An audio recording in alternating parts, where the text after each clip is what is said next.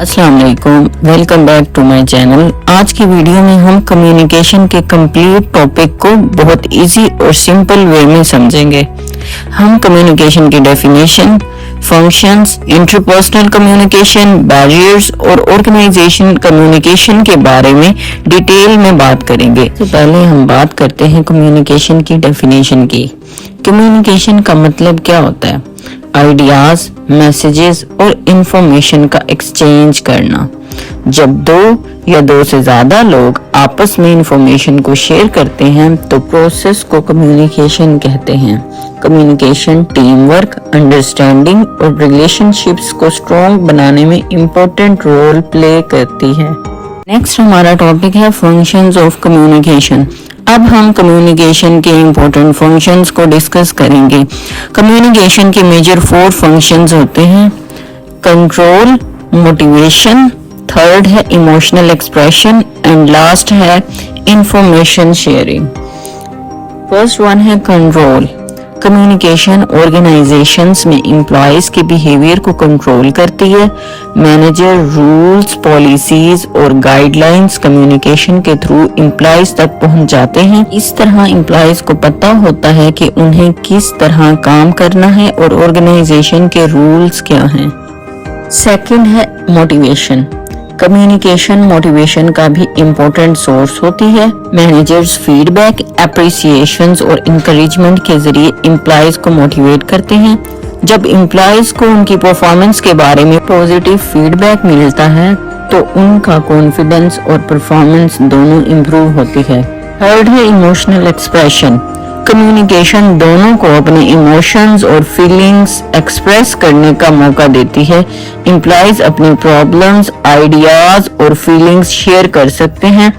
इससे trust build होता है और वर्क प्लेस रिलेशनशिप स्ट्रॉन्ग होती हैं। नंबर पे है information sharing. Communication information share करने का सबसे इम्पोर्टेंट मीडियम है। ऑर्गेनाइजेशन में अपडेट्स, इंस्ट्रक्शंस और इम्पोर्टेंट इंफॉर्मेशन कम्युनिकेशन के थ्रू शेयर की जाती है। ये डिसीजन मेकिंग और कोऑर्डिनेशन में हेल्प करती है। लास्ट है इंटरपर्सनल कम्युनिकेशन। इंटरपर्सनल कम्युनिकेशन दो या दो से ज्यादा लोगों के दरमियान होती है।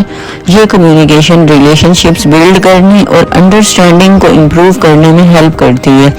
डेली लाइफ में हम हर वक्त इंटरपर्सनल कम्युनिकेशन यूज करते हैं। नेक्स्ट हमारा टॉपिक है मेथड्स ऑफ इंटरपर्सनल कम्युनिकेशन।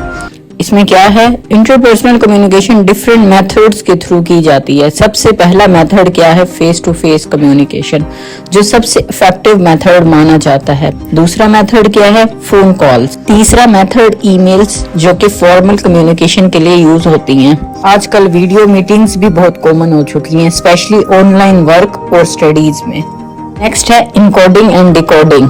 अब ये क्या है? कम्युनिकेशन प्रोसेस में इनकोडिंग और डिकोडिंग बहुत इंपॉर्टेंट होती है। इनकोडिंग का मतलब होता है कि अपनी थॉट्स को मैसेज में कन्वर्ट करना, जबकि डिकोडिंग का मतलब होता है कि मैसेजेस को समझना। अगर रिसीव मैसेजेस को करेक्टली समझ लिया जाए तो कम्युनिकेशन सक्सेसफुल हो जाती है।